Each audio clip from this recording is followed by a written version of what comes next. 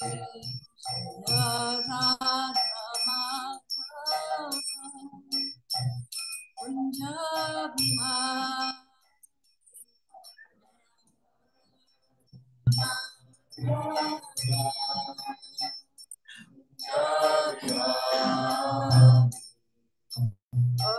Krishna, Hare Krishna,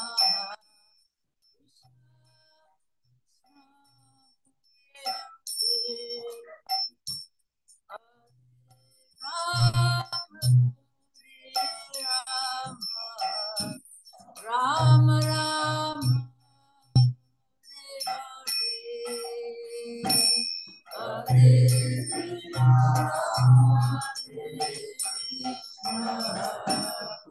Krishna Krishna, Hare Rama,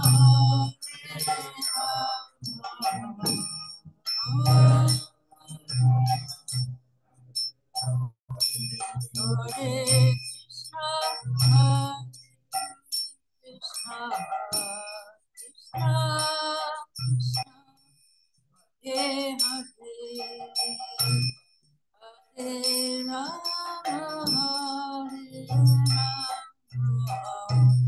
Rama Rama,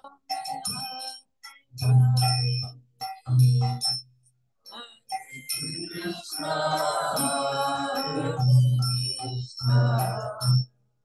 Krishna, Krishna, Hare Rama,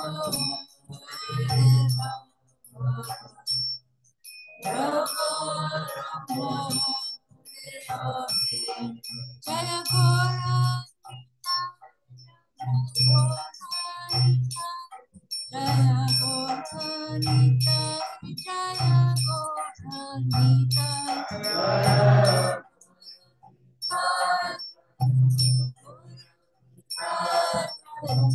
Gora Nita,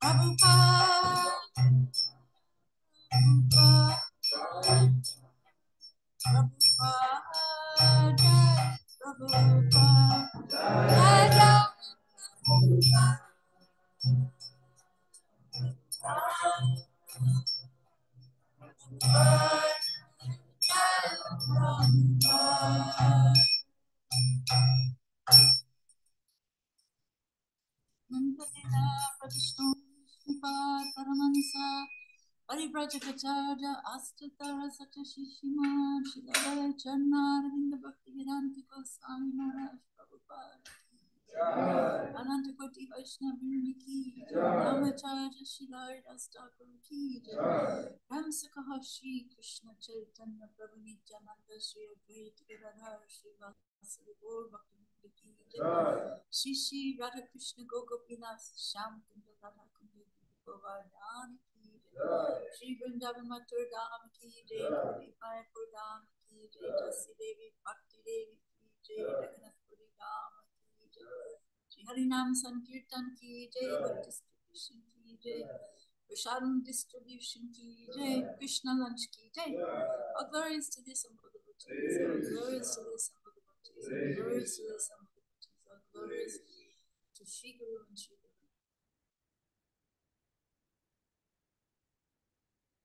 I was just thinking they say that the way to a man's heart is through his stomach. But it's actually probably true of all genders, right? That's why Krishna lunches says it goes.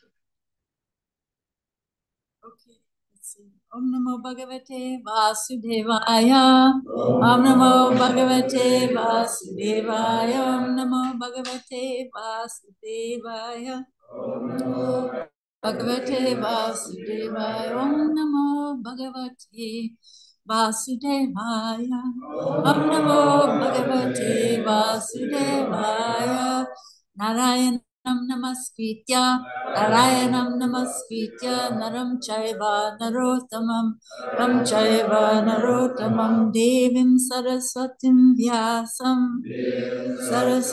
Vyasam Tato Jayam Mudiraye Nastaprayeshu Abhadreshu Nityam Bhagavata Sevaya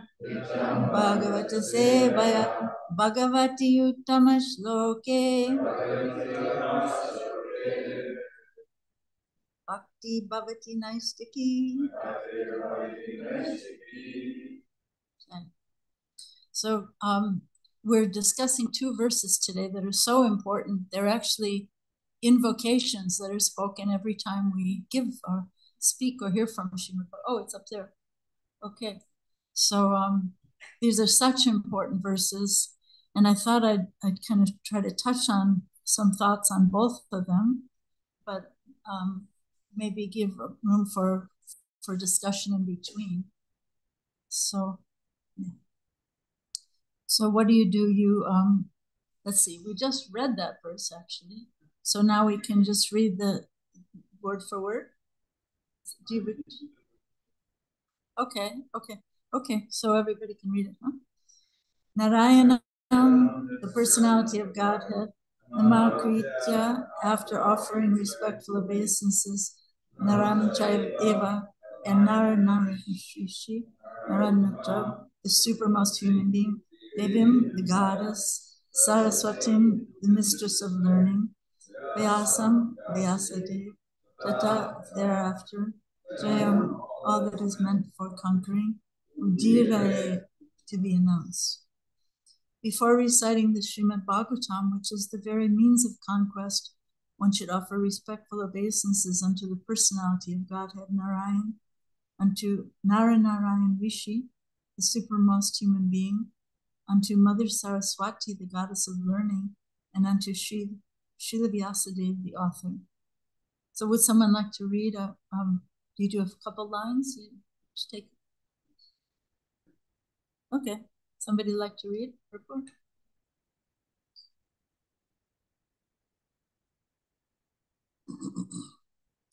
All the Vedic literatures and the Puranas are meant for conquering the darkest region of material existence. The living being is in the state of forgetfulness of his relation with God due to his being overly attracted to material sense gratification from time immemorial. His struggle for existence in the material world is perpetual, and it is not possible for him to get out of it by making plans. If he at all wants to conquer this perpetual struggle for existence, he must reestablish his eternal relation with God.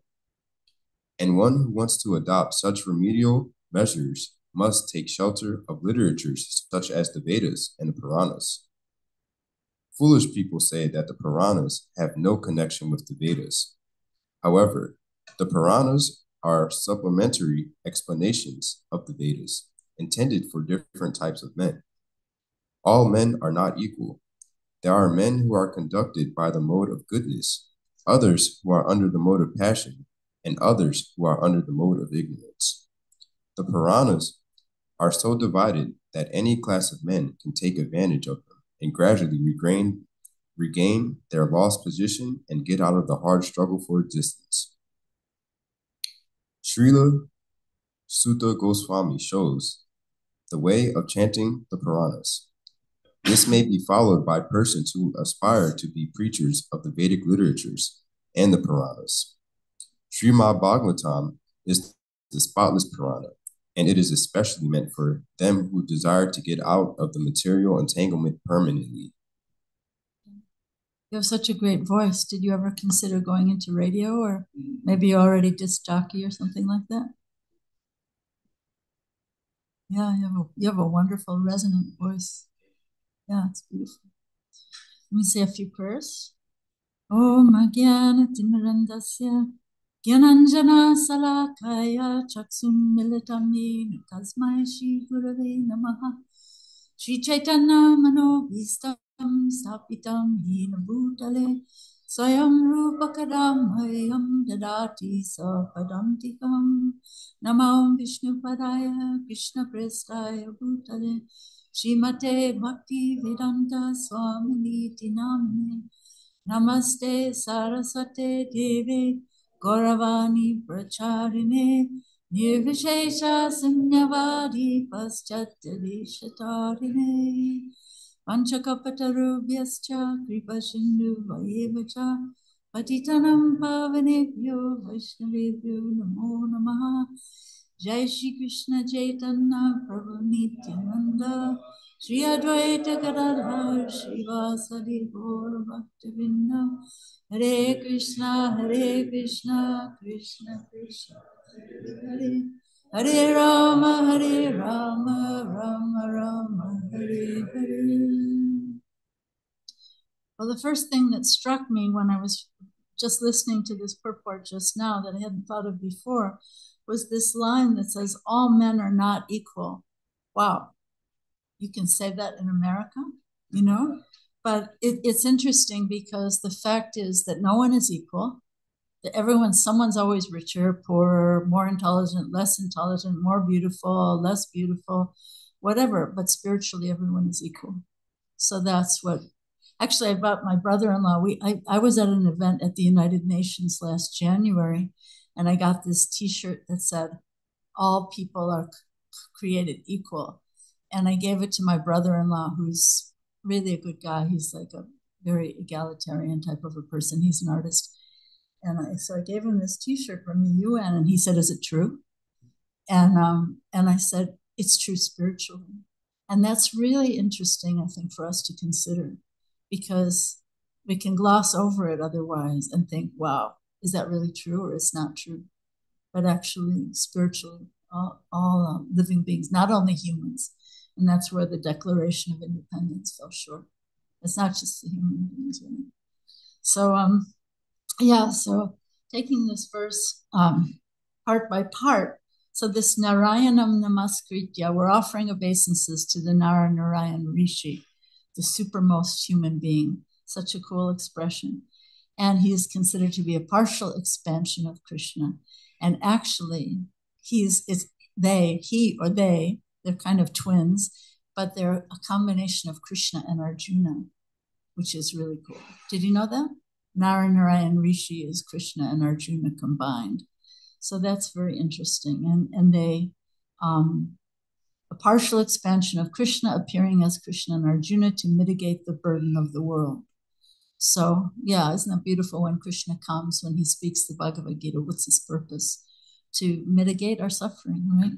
To help us see what's true and what's right and what will bring us happiness.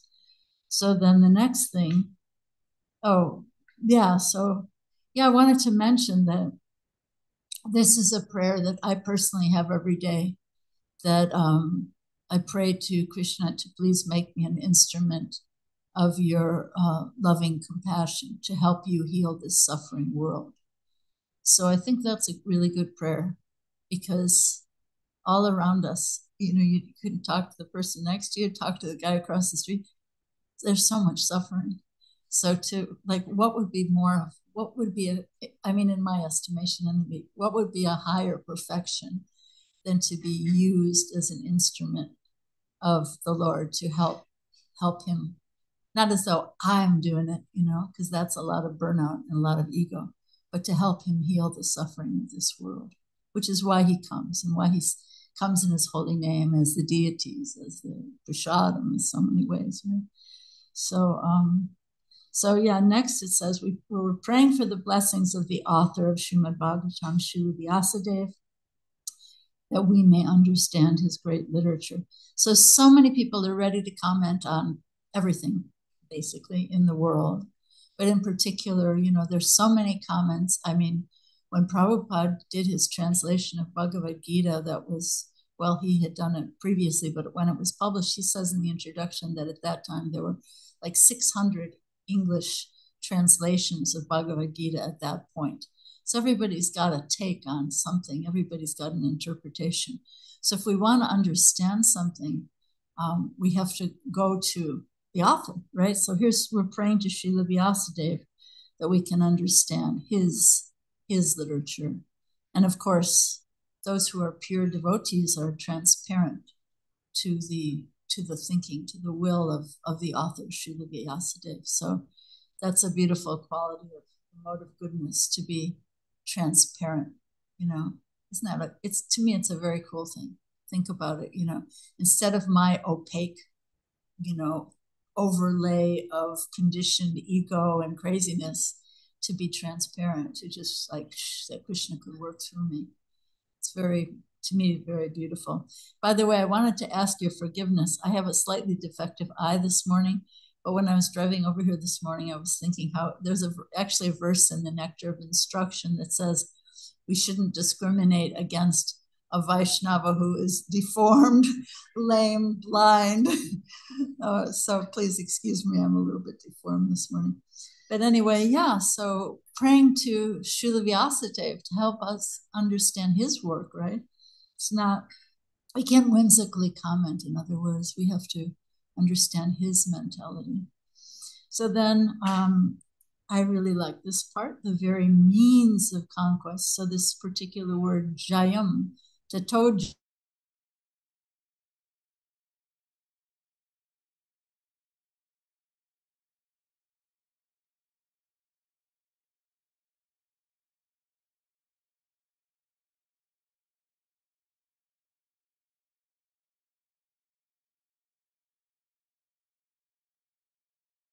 So here, the very means of conquest, right? So, so Sri Radha has one name. Srimati Radharani or Sri Radha has this one name, Jai Shri. So her blessings are actually the very means of conquest. And when Srila Prabhupada was still on the boat, before he even set foot on American soil, he's still standing on the boat in Boston Harbor. He had this beautiful song he wrote, which he wrote in Bengali and in English. And he says in that, maybe another song, he says, I emphatically say to you, O brothers. So I would add, O sisters. He says, I emphatically say to you, you will obtain your good fortune from the Supreme Lord Sri Krishna only when Srimati Radharani becomes pleased with you. Isn't that amazing? So here's Srila Prabhupada standing on the boat before he even gets off the boat. And so we can understand that Srila Prabhupada was successful in his mission because he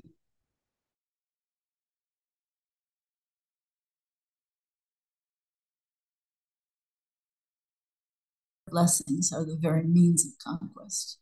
So that's important to understand. But she's not mentioned in this verse, but her expansion is mentioned, the goddess Saraswati.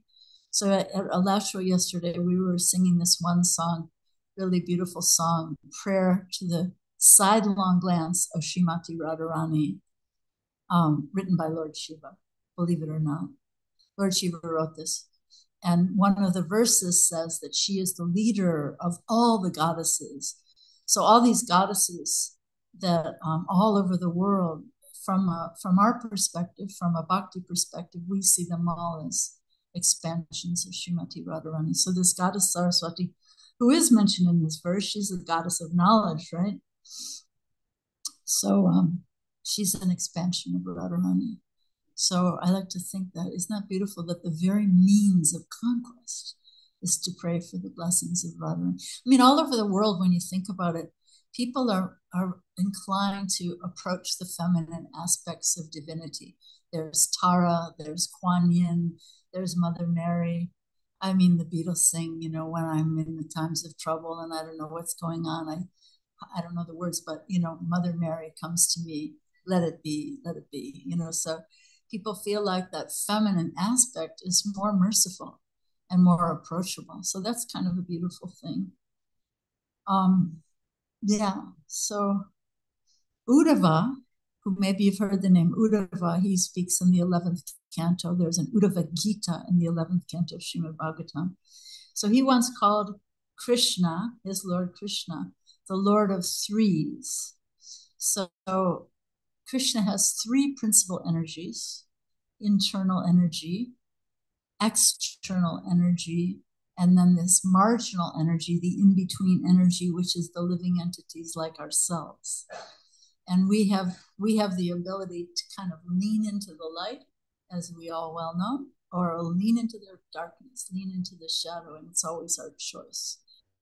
So that's three: internal, external, and marginal. But then even in the internal energy, there's three, which is kind of interesting. There's the internal energy, a Sanskrit name for that is antaranga energy. So there's, maybe you've probably heard Sat, Chit, and Ananda, right? So Sat means the existential energy, the existence. Sandini, which is under the care of Lord Balaram. Like he gets personified in the holy dhams, the holy places, or also like the paraphernalia we use when we do arti, that's also an incarnation of Balaram. So he's sort of like the foundational Sandini existential energy. And like in his form, maybe you know that when Krishna comes as Lord Vishnu, he has this really far out snake who has many, many heads. And he's the umbrella, he's the couch, he's the pillow, he's the whole foundational existence for Lord Vishnu. So that's a form of Lord Balaram, or when Krishna comes as Lord Chaitanya, Balaram comes as Lord Nityananda. So then there's the Sambit potency, which is cognitive or knowledge. So there's Sat, existence, Chit is knowledge or cognition, and that Krishna handles by himself. That's under his own care. And then there's the Ladini potency, which is the pleasure potency that's under the care of Srimati Radharani, pleasure potency. So consciousness is a symptom of life, right? If someone is alive, then they're conscious. We can, sometimes you hear, if you listen to Prabhupada's lectures, he talks about how, someone says, my father's gone, my father's gone. Well, everything you know about your father is laying there on the bed. But he's gone. Well, what's gone? His consciousness is gone. The soul has left. So consciousness is a symptom of the soul. And when you think about that consciousness, what's even more of a symptom of consciousness? Like you could have existence, and that doesn't really sound that thrilling. You could have knowledge and still be quite miserable. Like there's a lot of miserable existential philosophers out there in the world and in history. But consciousness really means when there's ananda, when there's joy. So when we wake up to joy or happiness by the grace of Srimati Radharani, that's when we really become conscious. So Vishuddha Sattva means purified goodness. So the mode of goodness, one of the symptoms of the mode of goodness is people are just kind of happy. They're simple, sincere, they're kind of happy. Whereas the mode of passion is like, I'm all agitated and I'm striving for something like the stock market. The stock goes up and I'm happy, and the stock goes down, I'm miserable. So that's kind of a symptom of the mode of passion. And the mode of ignorance is just kind of like, mañana, I'll do it later. Even if it could be done today, I'll do it later, maybe never. So that's kind of a symptom of darkness or ignorance. So, yeah. So, time is passing. Let me see. And I wanted to say something else that procrastination, that's a symptom of the mode of darkness or ignorance. So, but I wanted to say something very interesting that I can't take credit for this, that this is a realization of my own, but I heard if you ever want to listen to a really good teacher on YouTube, you might tune into Bhakti Vigyan Swami, who is also a scientist. He's from Russia. He has an amazing story. But I was listening to him. He was speaking on Radhastami, Radharani's appearance day, and he said this most amazing thing. He said, we hear a lot about emotional intelligence, right? You're studying psychology, emotional intelligence. So he said, who has the greatest degree of emotional intelligence of anyone?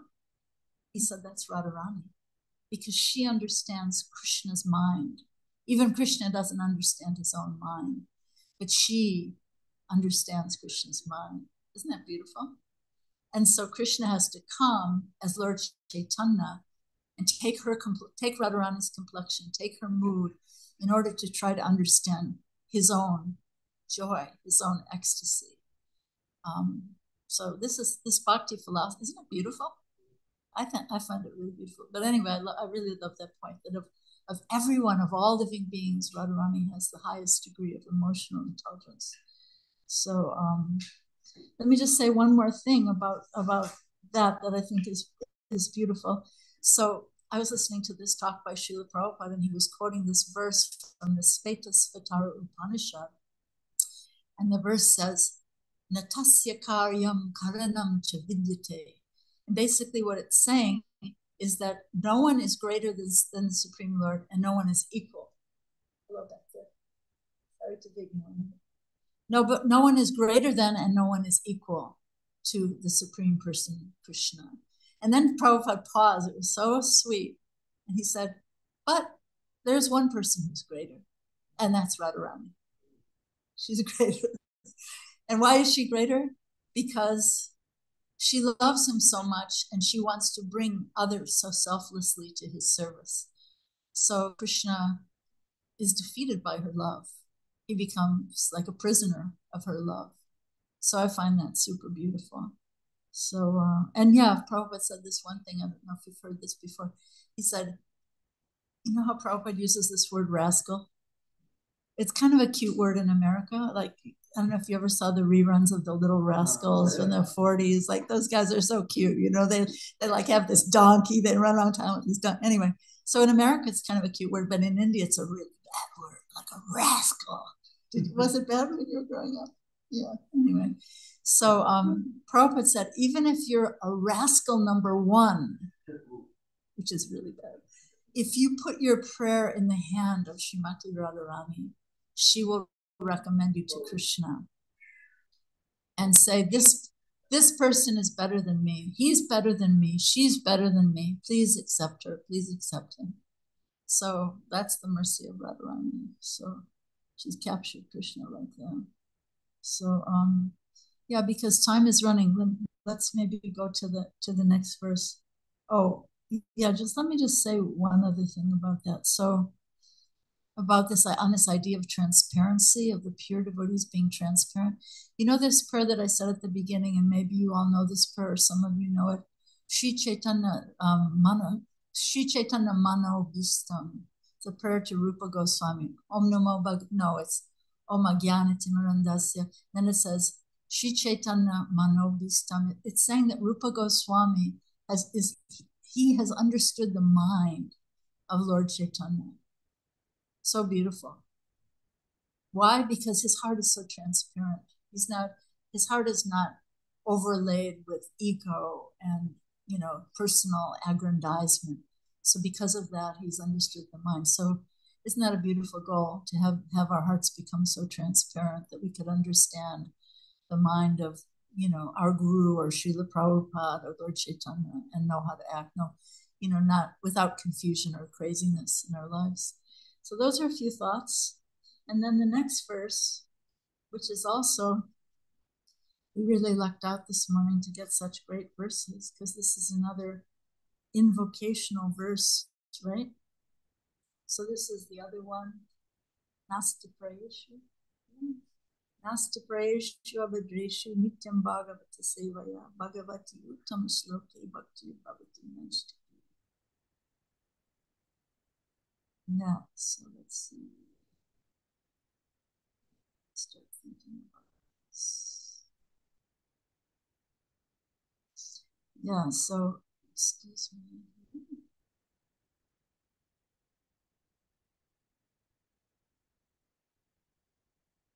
So this verse, would someone like to, someone like to read the translation and then the purport? It's not very long.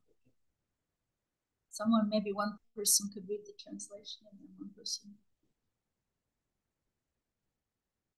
Regular attendance in classes on the Bhagavatam and by rendering of service to the pure devotee, all that is troublesome to the heart is almost completely destroyed, and loving service unto the personality of Godhead, who is praised with transcendental songs, is established as an irrevocable fact. Purport.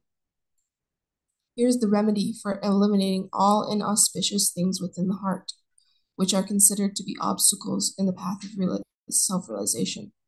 The remedy is the association of the Bhagavatas. There are two types of Bhagavatas, namely the book Bhagavata, and the devotee Bhagavata. Both the Bhagavatas are competent remedies, and both of them are either of them can be good enough to eliminate the obstacles. A devotee Bhagavata is as good as the book Bhagavata, because the devotee Bhagavata leads his life in terms of the book Bhagavata, and the book Bhagavata is full of information about the personality of Godhead and his pure devotees, who are also Bhagavatas. Bhagavata book and person are identical. Would you like me to keep going? Sorry. Someone else want to read the next paragraph? Did we read the whole paragraph? So it's just one more paragraph. Someone else like to read? Got it. The devotee Bhagavata. Sorry, just give me 1 second. The devotee Bhagavata is a direct representative of Bhagavan, the personality of Godhead. So by pleasing the devotee Bhagavata, one can receive the benefit of the book Bhagavata. Human reason fails to understand how by serving the devotee Bhagavata or the book Bhagavata, one gets gradual promotion on the path of devotion. But actually, these are facts explained by Srila Narada Deva, who happened to be a maidservant's son in his previous life. The maidservant was engaged in menial service of the sages, and thus he also came into contact with them. And simply by associating with them and accepting the remnants of foodstuff left by the sages, the son of the maidservant got the chance to become the great devotee and personality, Srila Narada Dev. These are the miraculous effects of the association of the Bhagavatas. And to understand these effects practically, it should be noted that by sincere association of the Bhagavatas, one is sure to receive transcendental knowledge very easily, with the result that he becomes fixed in the devotional service of the Lord. The more progress is made in devotional service under the guidance of the Bhagavatas, the more one becomes fixed in the transcendental loving service of the Lord.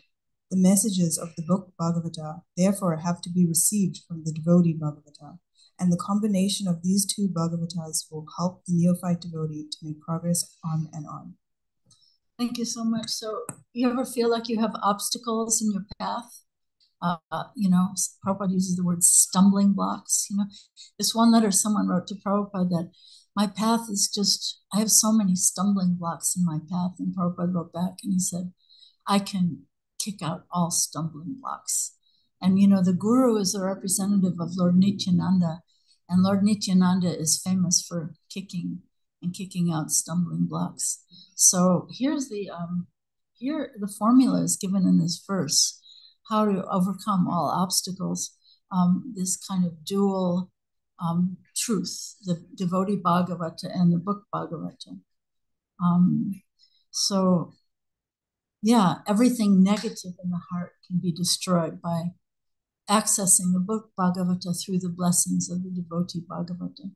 And some people try to take the book without the devotee, but that doesn't really work, because out of humility, we have to understand that the book Bhagavata was carried to us by the person Bhagavata. There's a story of, I want to save time for discussion. I keep looking at the clock, but I'll tell you this one story. Okay, so before Prabhupada came to America, he didn't want to come empty-handed. He wanted to have something to present that people could learn. And so he waited till he got the completed printing of this first canto of Srimad Bhagavatam, the first 3 volumes. Even though they were full of mistakes, if you ever get a hold of one of those, you can almost laugh at all the mistakes that are in that first, but he just wanted it out, and he was trying his best. And it's a total miracle how he even printed those books with no money. He had no money at all. It's a total miracle. But anyway, the story I wanted to share with you is, so before coming to America, Prabhupada was sitting with this little group of satsang in Vrindavan. And some of them were actually very sectarian minded.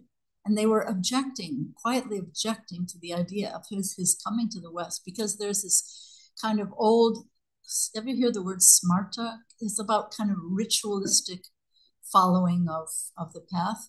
There's this old rule that sannyasis are not supposed to cross the ocean, and maybe there's a good reason for it, because most of them will just fall into nonsense if they do cross the ocean, Western kind of ways. And so there's this stricture that sannyasis, so they were objecting that he shouldn't be doing this. So here's what he did. Very beautiful Prabhupada story, very charming. So he said he was holding the books, just gotten them back from the printer, and he said, these books are going to the West. They're going to New York. So I want to pass them around, and I want each of you to bless them, because they need your blessings. They're going to the West. Okay. So he passes them around, and each one of these sadhus of different mentalities, they were giving their blessings. Books go around in the circle, I mean, a lot of them were thinking, like, people like us could never, do bhakti. I mean, we're all totally rejected according to them. Anyway, so the books come back to him. And then he said, now someone will need to carry them. So please bless me. So Prabhupada's tricky, charming sweetness. Please bless me, because someone will have to carry them. So again, I want to. Time is. Maybe I should just stop there. Some people feel like there's some arrogant people who feel like we can just jump over Prabhupada, and if Prabhupada says something out of his compassion or his innovative thinking, that isn't exactly according to the way I read scripture. Of course, I know more than Prabhupada, right? So the way I read scripture, if Prabhupada doesn't conform, then maybe he's not a bona fide guru. People actually say this stuff. It sounds great. It sounds crazy. But anyway, so I just wanted to make that point. So the point that's made here is we have to understand the book Bhagavat through the person Bhagavat. That's a humble way of understanding the Bhagavat. So I'll stop talking there. And what does this bring up for you? Any takeaways or realizations or any problems with this or questions? Or sorry I didn't leave enough time. But I see a hand. Yeah.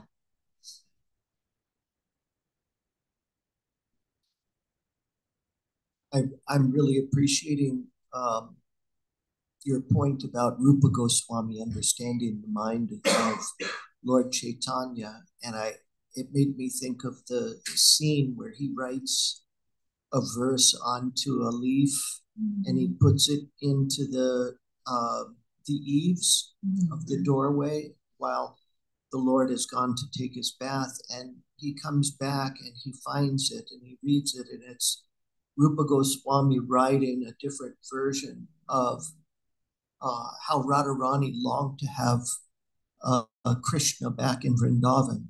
This was when everybody met during the eclipse in Kurukshetra. She said, oh, I long to have you for those moonlit nights and so forth. And Rupa Goswami wrote a completely veiled version of these words of Radharani, and Lord Chaitanya asks Swarup, I think Swarup Damodar, how could he have possibly known my mind? Beautiful. How could he possibly have known my mind? And he says, because of his pure heart. He's pure-hearted. So beautiful. Yeah. So we can aspire for that kind of a pure heart. I have another story to share, but I want to hear from you. Any other takeaways or what was important? Yes. This shorthand back there. Oh.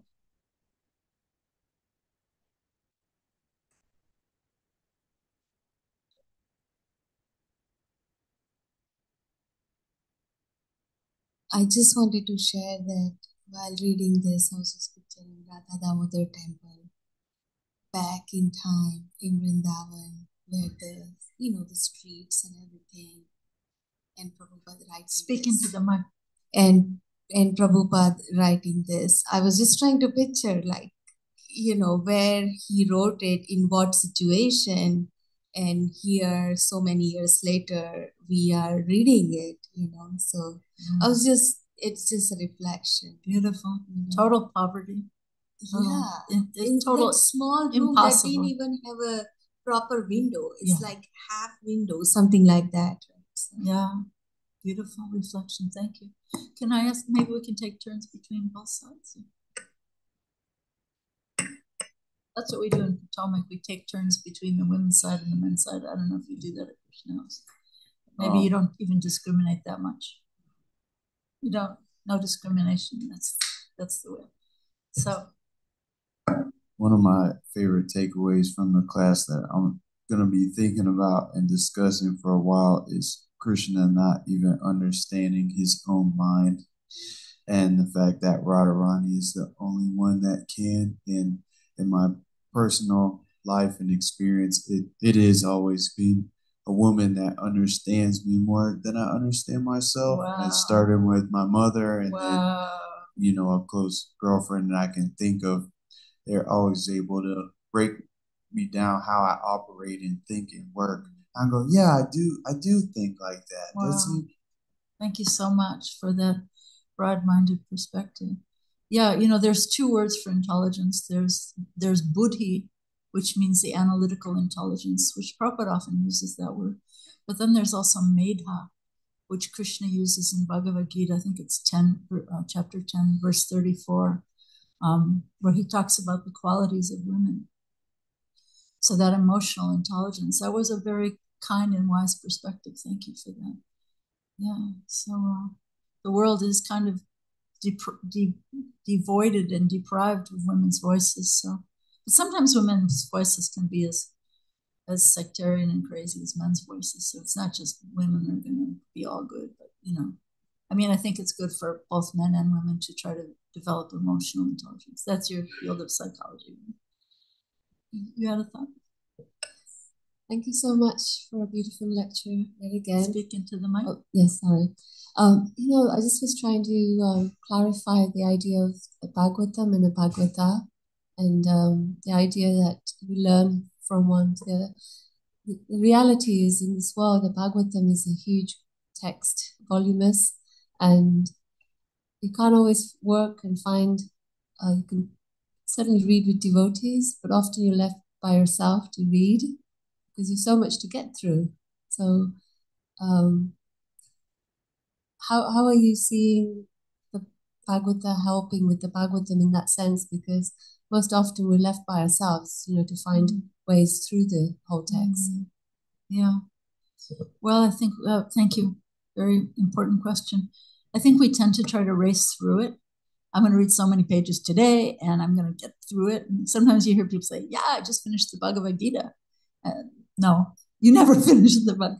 You never finish the Bhagavad Gita, and you will never finish the Bhagavatam. So I think rather than thinking I'm going to read so many pages every day, or I'm going to read so many, and I'm by such and such date, I'm going to have all 12 cantos. I think we might consider, I think as Americans, we tend to be, not to be sectarian about other people, but I think as Americans, we tend to be very passionate and, kind of, well, it's good to be goal-oriented because successful people are goal-oriented, but try to read more slowly is the point I'm making. Like, ruminate over it, pray over it, like read that purport, read the verse, not once, read it twice, read it 3 times, and really pray about it. I think that contemplative reading is something that we tend to gloss over in our, I'm going to get it done, I'm going to get it over. And I can tell my friends, I read the whole Bhagavatam. Did you? Come on, where's that? But maybe to try to understand one line or one verse or one purport, or, like when we chant, right? One holy name. Did you hear one? Maybe you chanted somebody else. Did you hear even one name of Krishna in your whatever number of rounds you're doing? So that's my thought. Try to read more contemplatively. You can learn a lot from certain Catholics in this regard. Any other thoughts? Yes. Thank you very much this morning. My takeaway is something you mentioned earlier, before the class on the stairs there, the story that kind of highlights the importance of person Bhagavat and the future. Yeah, should I tell that story? Yeah, it's such a one. I heard it before. It was such a wonderful really reminder. Important. Thank you so much. Yeah, actually, if I can take a couple minutes, I want to share two stories. So the story you're referring to is, because the fact is, when someone tries to publish a book, they go to the publisher, and the publisher will say, well, who is your intended audience, right? There was no audience for Srimad Bhagavatam in America. Nobody knew what this was. This scholar, Tom Hopkins, came to 26 2nd Avenue, and he said, oh, I see you have the Srimad Bhagavatam, he was doing his PhD thesis, as a matter of fact, and he knew there was only one copy in English in the whole of North America. And he said, what is that? And this new guy who was there, he said, I think it's something like Bhagavad Gita. I don't know. But anyway, so the person Bhagavat, there was no audience. Prabhupada had to create the audience. So the beautiful story that you're referring to, this is my most favorite story of Prabhupada. This devotee, he was doing a night guard job at New Vrindavan when Prabhupada was visiting there for a couple of days. And Prabhupada just appeared in the garage right behind him, and he offered obeisances to Prabhupada. And then he stood up and said, as we would do, Prabhupada, is there any service I can do for you? And Prabhupada said, yes, you can go where I will not go. And this devotee was bewildered because he said, but Prabhupada, you're going everywhere. You just came from London, Germany, San Francisco, Texas, Chicago. Now you're here at New Vrindavan, and now you're going to New York. Where is it that you won't go? And Prabhupada said, I love this. Prabhupada said, to the future. And that's how I was saying to you this morning, you guys are the future, take it, go for it, run with it, so Prabhupada said to the future. And then he said, and by the way you treat the people there, they will know how much Krishna loves them. So that is the mission. I mean, I don't live at Krishna House. I don't come here very much. But if you ask me, what is the mission of all these Krishna houses? They're 11 now or something? Something like that. Anyway, what's the mission? If you ask me, the mission is go to the people and show them how much Krishna loves them. So that's so beautiful. But I wanted to say, if I can just say one more story. Okay. You talked about Rupa Goswami knowing the mind of Lord Chaitanya. So when you said that, I was reminded of this other similar story of Srila Prabhupada. This is really interesting. So this one god sister of mine, she wrote this beautiful prayer to Prabhupada. And she said, you are a cowherd boy running through the forests of Vrindavan and enjoying your pastimes with Krishna and Balaram. And all the devotees, this is in San Francisco, and all the devotees thought, wow, I mean, she probably shouldn't be saying this. This is a little bit kind of maybe unbonafide or, too much. And so they went to Prabhupada and they asked Prabhupada, are you a cowherd boy? And Prabhupada said, yes. And that was the end of that. Nobody asked anything. That was the end of that. But Prabhupada was so pleased with this article that everybody thought was maybe not all right. Prabhupada said it should be printed in Back to Godhead magazine. Yeah, he said it should be printed in Back to Godhead. And you know what he said? He said, how has this young girl understood such things, such intimate things about me? So, yeah. So that's a sweet, similar to Rupa Goswami understanding the mind. Yeah. So thank you all so much. Oh, sorry. Oh. Yes. You spoke about Prabhupada's transparency. I was wondering, how can we start that process of transparency? Yeah, that's such a great question. I mean, that's a meditation for a lifetime, right? It's a prayer. To me, it's a prayer. But that's a quality of the mode of goodness. As we are able to enter into the mode of goodness, give up the throes of passion and ignorance, ego and lethargy and all these things, and really pray to come to that point of goodness, but then pure goodness, Vishuddha Sattva. Those are the qualities of that transparency comes out. And then Krishna starts talking to the devotee, like Krishna was talking to Sanatana Goswami giving me these dry bread without even any salt? Do you think I could have a little salt at least? You know what I mean? Krishna will speak to when our hearts are clear and transparent, you know? And that's the path, to be in conversation, to have that, what's called sakshat darshan, that real personal relationship. We're not meant to be hearing this stuff. You know, we always say, Shravanam Kirtanam, we're meant to chant, we're meant to hear, right? But we're actually meant to be experiencing it. So to me, that's a great prayer. How can, you know, show me what I'm doing wrong. Help me become humble. You know, pray to Lord Nityananda. You know, pray to all the Guru Tattvas. You know, help me see what I'm doing wrong. Help me see myself the way other people are seeing me in this community, where it's like, well, maybe you can pick up your wet towel off the bathroom floor. That might help. You know what I mean? Help me see myself the way others see me. Give up ego, give up lethargy, try to come to goodness, because goodness is still mundane, but purified goodness is transcendental. So it's like you have to go to the airport if you want to fly to LA, right? You want to fly to New York, you have to go to the airport. You can't just fly from Krishna House. So that mode of goodness is that airport we have to go to. I mean, it's possible otherwise, but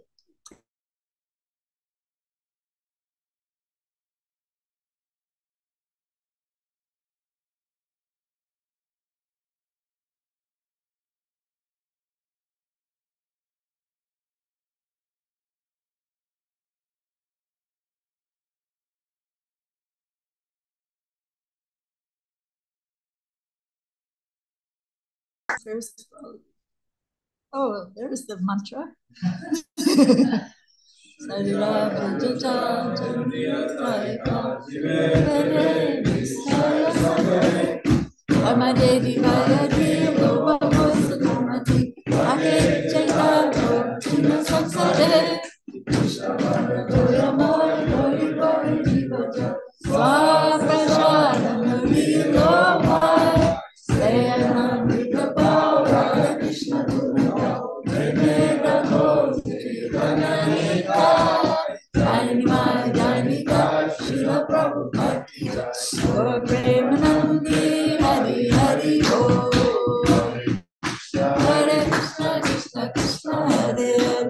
Hare